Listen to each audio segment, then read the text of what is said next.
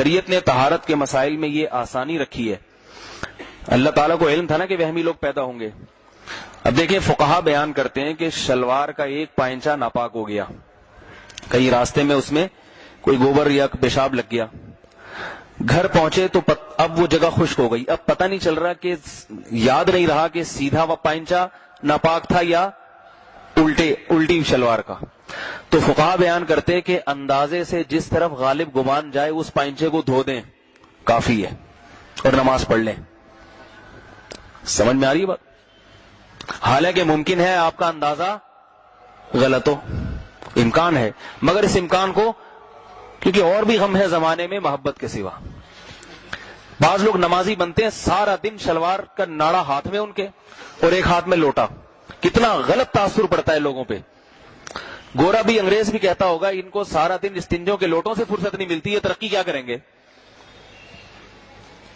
سمجھ میں آ رہی ہے بات کہ نہیں آ رہی؟ سارا دن تو یہ طہارت میں لگا دیتے ہیں, بیٹھے ہوئے ہیں, اور جو ہے نا وہ وہم ایک ایک گھنٹہ بیت الخلا میں لگ رہا ہے, اس کے بعد پھر ناڑا ہاتھ میں شلوار, کوئی پتلون پکڑ کے کھڑا ہوا ہے.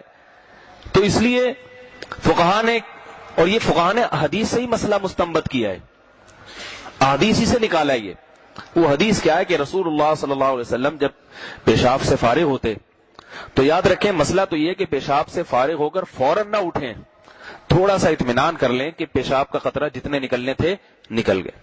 ٹیشو پیپر وغیرہ ہے وہ تو آج کل استنجا کے ڈھیلے بیت الخلا میں رکھنا صحیح نہیں ہے, کیونکہ اس سے گندگی ہوتی ہے, وہ گرتے ہیں اس میں فلش میں. ڈھیلا مٹی سے استنجا جب ہو جب کہیں میدان میں انسان کو پیشاب کی حاجت ہو. یہ جو پکے فرش ہے نا تو اس میں نقصان ہوتا ہے, تو اس کا حل یہ کہ ٹیشو پیپر رکھا جائے. تو ٹیشو پیپر سے خشک کیا, جب ایک دفعہ دیکھ لیا کہ اطمینان ہو گیا اب نہیں آ رہا قطرہ, تو بس کھڑے ہو جائیں, پہ بھول جائیں. بار بار پھر جا کے اس کا مطالعہ کرنا, شلوار کو دیکھ رہے کبھی یوں کر کے لائٹ میں لے جا کے دیکھ رہے کبھی یہ کر رہے. حدیث میں آتا ہے کہ آپ صلی اللہ علیہ وسلم جب استنجا سے فارغ ہوتے تو اپنے ازار پہ پانی کی چھینٹ مار دیتے تھے, اس لیے کہ بعد میں اگر بالفرض تری نظر بھی آئے تو اب یہ کیا پتا چلے گا کہ یہ پیشاب کی تری ہے یا ہم نے پانی سے, تاکہ وہم کا بالکل خاتمہ ہو جائے, وسوسے بالکل ختم ہو جائیں. یہ اس لیے آپ صلی اللہ علیہ وسلم نے بتایا تاکہ آپ کی امت وہمی نہ بن جائے. ایک دفعہ ایک سوال آیا ہمارے پاس, ایک نوجوان نے کہا میں جیسے ہی صبح اٹھتا ہوں نماز سے پہلے اپنی شلوار کو میں باقاعدہ لائٹ میں رکھ کے دیکھتا ہوں کہیں احتلام تو نہیں ہوا مجھے. صبح اٹھ کے روزانہ یہ کام, کوئی معمولی سا نقشہ نظر آیا تو یار ہو سکتا ہے کچھ تھوڑا سا کچھ ہو گیا. تو اب یہ بھی پاگل ہونے کی کتنی بری بات ہے, صبح اٹھ کے کوئی مسواک کر رہا ہے, کوئی واش روم جا رہا ہے, کوئی نماز, اور یہ شلوار نکال کے لائٹ کے سامنے جیسے ایکس رے نکال رہا ہو اس کا. تو بھائی اگر احتلام ہونے کا یقین ہے تو نہا لو, اور اگر یقین نہیں ہے وضو کرو, نماز پڑھنے جاؤ, ختم.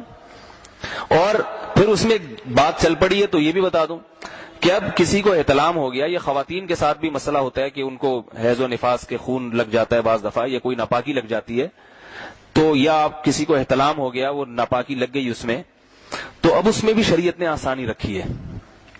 اس میں یہ کہ ایک مرتبہ واش روم میں جا کے آپ ازار کو, شلوار کو, پینٹ کو, جو بھی چیز ہے اس کو دیکھیں کہاں کہاں لگی ہوئی ہے ناپاکی, اس جگہ کو متعین کر لیں اور اندازے سے دھو لیں اس کو. اس کے بعد دیکھیں ہی نہیں کہ کہاں لگی ہے. پہلی مرتبہ تو اچھی طرح دیکھ لیں کہاں کہاں لگی ہے, یہ جگہ میں نے دھونی ہے. اس کے بعد جب اس جگہ کو دھو لیا تو اب بات دوبارہ نہ دیکھیں, ہو سکتا ہے ادھر بھی لگی ہو سکتا ہے وہاں بھی لگی ہو. حضرت عمر رضی اللہ تعالی عنہ سے مروی ہے, وہ فرماتے ہیں کہ جو جگہ مجھے ناپاک نظر آتی ہے اسے دھو لیتا ہوں, اور جو نظر نہیں آتی اس پہ پانی کے چھینٹے مار دیتا ہوں, تاکہ بعد میں نظر بھی آئے نا تو یہی نہ پتا چلے کہ یہ میں نے پانی جو چھینٹے مارے تھے یہ وہ ہیں یا ناپاکی ہے. سمجھ میں آ رہی ہے بات کہ نہیں آ رہی؟ تو اسی طرح خواتین کو کوئی اگر شلوار پہ ناپاکی لگ گئی ہے تو جب دھونے کا ٹائم آیا اس وقت جو ناپاکی نظر آ رہی ہے اتنی جگہ کو دھو لیں, اس کے بعد دوبارہ دیکھیں ہی نہیں کہاں لگی ہے کہاں نہیں لگی, نماز پڑھیں, اپنا دل لگائیں نماز میں.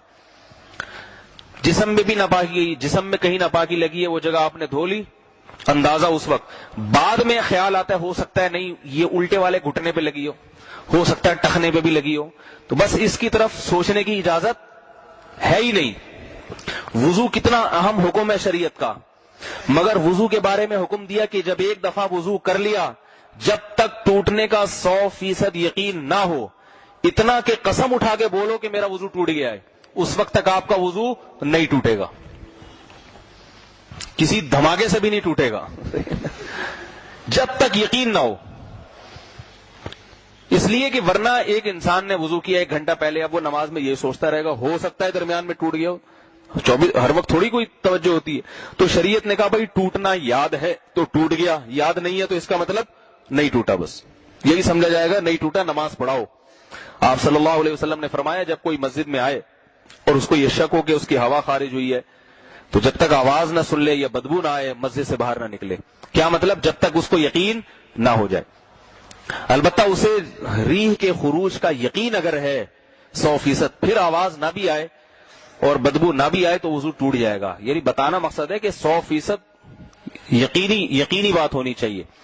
تو یہ سارے احکام ہیں شریعت کے، یہ اسی لیے کہ تاکہ یہ امت بڑے کاموں کو چھوڑ کے چھوٹی چھوٹی چیزوں میں اپنے وقت کو ضائع نہ کرے۔ لیکن مسئلہ یہی ہے کہ ہمارے ہاں بڑے بڑے گناہوں کو کے چھوڑنے کی طرف توجہ نہیں۔